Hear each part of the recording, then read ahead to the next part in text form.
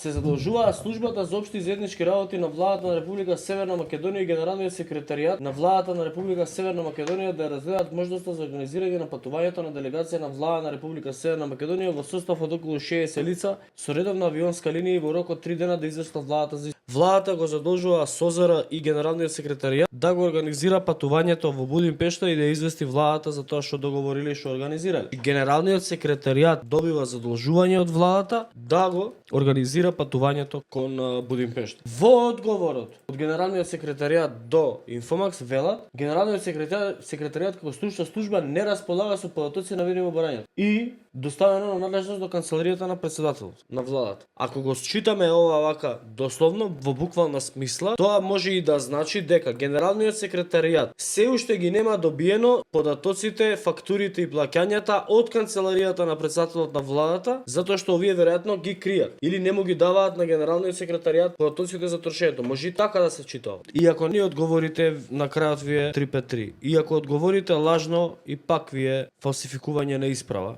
Не знам зошто лажете, нели е 2,6 милиони. Пуштете дека е 2,6 милиони, пуштете и ќе ги објавим. Што е проблем?